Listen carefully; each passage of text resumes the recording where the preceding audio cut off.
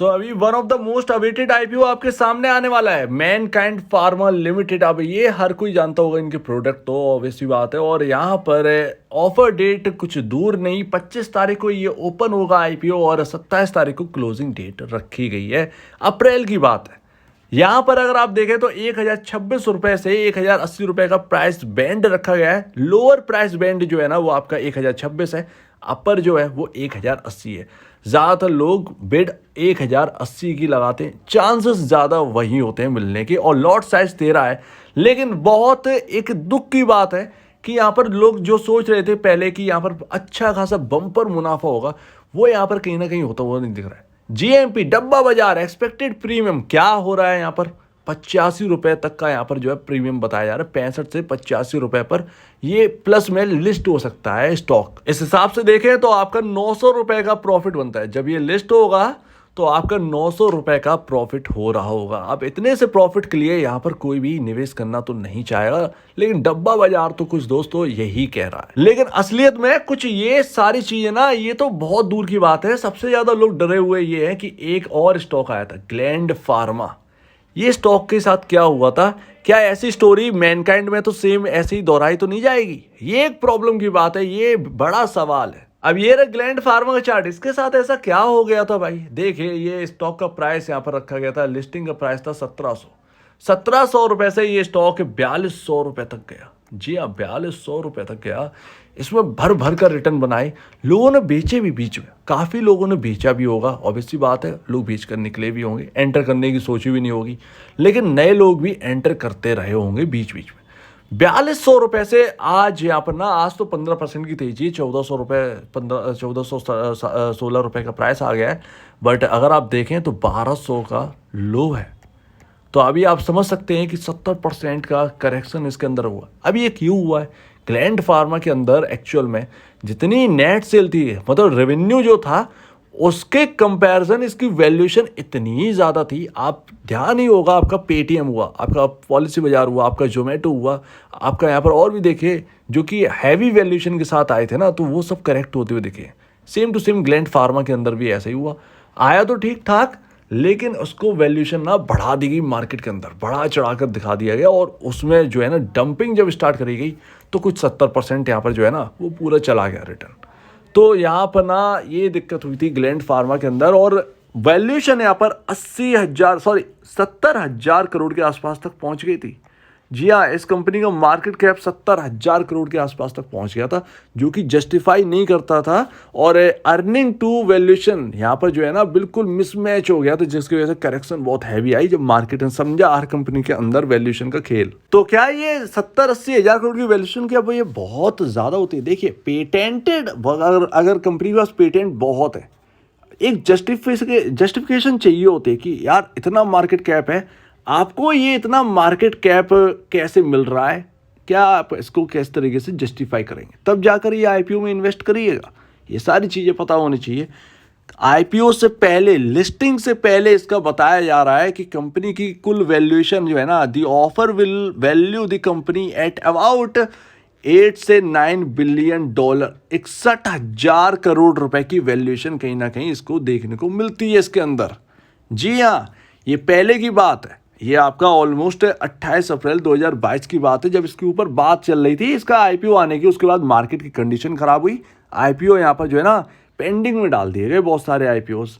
तो अभी उस वक्त 61,000 करोड़ की वैल्यूएशन बता रहे थे, प्री मार्केट वैल्यूएशन। अब यहाँ पर जब लिस्ट होगा तो कितना ज़्यादा यहाँ पर लिस्ट हो सकता है? 61,000 करोड़, ऑलरेडी एक मैच्योर्ड कंपनी यहाँ पर जो है ना वो लिस्ट होने वाली है आपके सामने। तो ऑलमोस्ट अगर आप देखें तो ज़्यादा से ज़्यादा 10 से 20% के आसपास का प्रीमियम के साथ लिस्ट होगी। यानी कि अगर आपका आईपीओ खुलता है आपका, तो 10 से 20% का आपका रिटर्न बनने के लिए तैयार है। पॉसिबल है कि 10 से 20% का आपका रिटर्न पहले दिन, आईपीओ के पहले दिन ही आपको बनता हुआ देखे, लिस्टिंग के दिन, मतलब 10% के आसपास यहाँ पर जो है ना उछाल के साथ ये स्टार्टिंग करे। तो उस हिसाब से यहाँ पर जो है ना आपका ऑलमोस्ट 75,000 करोड़ से 80,000 करोड़ का वैल्यूएशन बन जाता है मार्केट के अंदर। क्या ये कंपनी इतना वैल्यूएशन जस्टिफिकेशन कुछ है इसके लिए? क्या ये टिक पाएगा? ये 80,000 करोड़ का वैल्यूएशन जो है, इतने स्ट्रेच वैल्यूएशन तो नहीं है ये कहीं। तो इसको पता करने के लिए आप अर्निंग देखिए। अब तो भैया ये रही है आपके सामने अर्निंग, और ये सालाना अर्निंग है 2020, 2021, 2022, 2023 का आना बाकी है अभी। 2020 की बात करेंगे तो टोटल रेवेन्यू, पूरी कमाई यहाँ पर 5,975 करोड़ रुपए की थी 2020 में पूरे साल का। 2021 में पूरे साल का 6,385 करोड़, 2022 में पूरे साल का 7,973 करोड़ रुपए का यहाँ पर, यानी 2022 का बहुत अच्छा बीता है इनका। यहाँ पर अगर हम प्रॉफिट की बात करेंगे तो 1,056 करोड़ रुपए का प्रॉफिट 2020 में पूरे साल का रहा है। 2021 में पूरे साल का 1,293 करोड़ रुपए का, और 2022 में 1,452 करोड़ रुपए का यहाँ पर प्रॉफिट रहा है पूरे साल का 2022 में। तो ऑलमोस्ट ये फिगर आपको अच्छी लग रही होगी, लेकिन मैं आपको बता दूं बहुत सारी कंपनियां ऐसी हैं कि यहाँ पर उनकी वैल्यूएशन ऑलमोस्ट ठीक ठाक बैठ रही है, लेकिन 24 हज़ार करोड़ रुपए का यहाँ पर जो है ना पूरा का पूरा यहाँ पर टर्नओवर, मतलब आपका पूरे साल का रेवेन्यू उनका बैठ रहा है, जैसे कि ऑरोबिंदो फार्मा का, लेकिन उनका मार्केट कैप 33,000 करोड़ के आसपास ही का है। तो बहुत सारी हैं जो कि बहुत सारी कंपनियां बहुत ज़्यादा यहाँ पर जो है ना कुल वैल्यूएशन के हिसाब से बैठी हुई हैं चुपचाप से, लेकिन क्या कर सकते हैं।